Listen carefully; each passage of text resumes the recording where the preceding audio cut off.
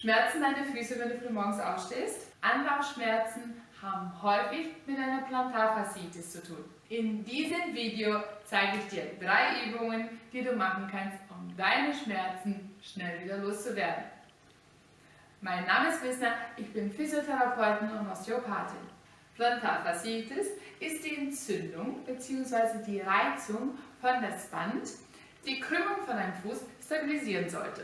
Diese Überbelastung oder beziehungsweise diese Reizung findet statt, weil die Muskulatur von deinem Fuß nicht stabil genug ist, beziehungsweise vielleicht deine Grundstatik von dem gesamten Körper nicht optimal ist. In diesem Video zeige ich dir 3 Übungen, die du machen solltest, damit du deine Beschwerden los wirst und damit die Stabilität von deinem Fuß wieder zurückgewinnst. Und wir legen los mit der ersten Übung. Der Fuß hat 2 Krümmungen bzw. 2 Bogen. Das erste ist die Längsgewölbe, die sieht man hier ganz gut. Und das andere ist die Quergewölbe, die ist unterhalb von den Zehen. Das heißt, dein Fuß ist einmal so in einer Wölbung und einmal so in einer Wölbung. Die Plantarfasziitis, das heißt, dieses Band hält genau diese Krümmung. Und die erste Übung, dafür wirst du jetzt einen Tennisball brauchen, beziehungsweise so einen Faszienball. Und für die erste Übung solltest du mit dem Ball an der Plantarfaszie rollen. Du fängst damit an, dass du jetzt halt den Ball von der Ferse Richtung Zehen rollst. Wichtig dabei ist, dass du schön dein Gewicht da drauf gibst. Und die Übung wird erstmal so aussehen. Du beginnst die Übung, indem du jetzt halt den Ball an der Ferse platzierst und dann rollst du langsam vorwärts mit dem Ball bis unter diese Region unter deinen Zehen. Wichtig dabei ist, dass du es ganz langsam machst, dass du dir die Zeit gibst, dass der Ball dieses Band dehnt. Du wirst hochwahrscheinlich ein paar Punkte finden, die schmerzhafter sind. Und auf diesen Punkten bleibst du ein bisschen drauf und gibst ein bisschen Druck.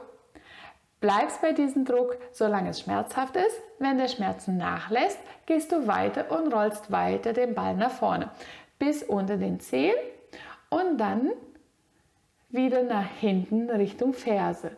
Wenn du jetzt auf die Ferse kommst, lässt du die Zehe ganz locker und hebst den Vorfuß ein bisschen hoch. Und wenn du jetzt halt wieder nach vorne gehst, verlagerst du dein Gewicht auf den vorderen Bereich, die Ferse hebt sie ein bisschen hoch.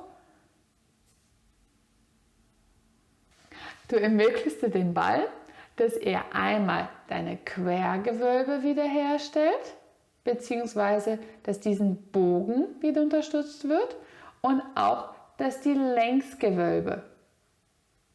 Der Ball sollte dieses Band dehnen. Und dadurch löst du erstmal Verspannungen und bereitest deinen Fuß erstmal vor, damit du losgehen kannst mit der zweiten Übung. Für die zweite Übung brauchst du jetzt ein kleines Handtuch und einen kleinen Hocker oder beziehungsweise eine Treppe. Du brauchst lediglich etwas, was dir jetzt einen Höheunterschied gibt. Und du fängst damit an, dass du jetzt dieses Tuch ganz eng zusammenrollst. Wichtig dabei ist, dass es eng ist, dass es nicht nachgeben kann. Und dann rollst du es so zusammen. Dann legst du das jetzt auf den vorderen Bereich und auf diese kleine Rolle solltest du jetzt deine Zehe platzieren. Dein Mittelfuß bleibt jetzt auf der Kante und die Ferse soll jetzt einmal rüberragen. Du darfst jetzt einmal hochkommen.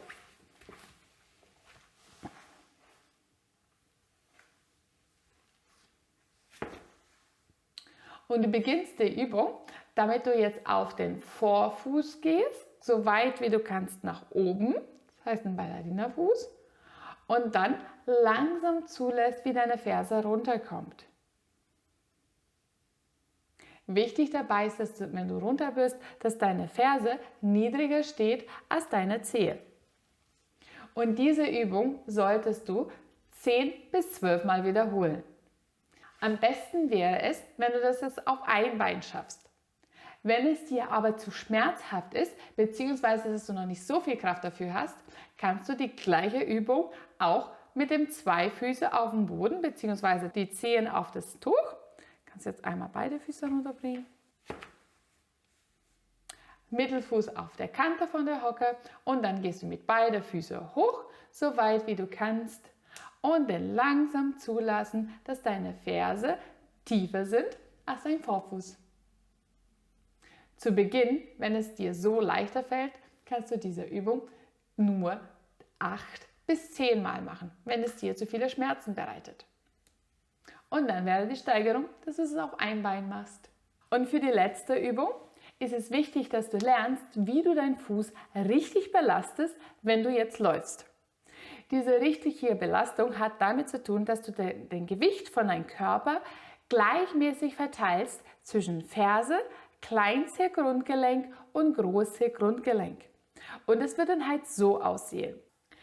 Du bringst jetzt erstmal deinen Fuß nach vorne über die Ferse, verlagerst dein Gewicht auf die Ferse, bringst dann deinen Schwerpunkt nach vorne und in dem Moment, wo du jetzt halt auf eine gerade Ebene bist, sollte dein Gewicht von der Hüfte, Knie über den Sprunggelenk auf die Ferse landen und dann gleichmäßig verteilt sein zwischen Ferse, kleinste Grundgelenk und große Grundgelenk.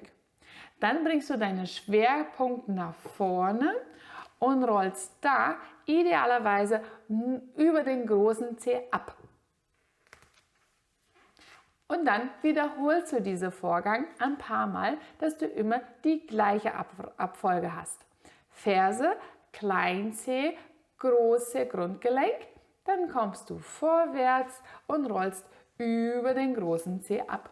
Ferse, du bringst deine Schwerkraft von deinem Körpergewicht nach vorne und verteilst dein Gewicht über Ferse, Kleinzeh, große Grundgelenk, bringst deinen Körper, deinen Rumpf vorwärts und rollst dann über den großen Zeh wieder ab.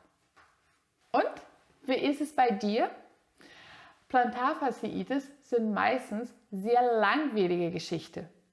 Hast du schon lange mit dem Fuß zu tun und Anlaufschmerzen? Lass mir in den Kommentaren, was du schon alles probiert hast, um deine Schmerzen loszuwerden. Und wenn dir dieses Video gefallen hat und du Interessen hast in weiteren Videos, dann abonniere meinen Kanal und wir sehen uns beim nächsten Mal. Tschüss!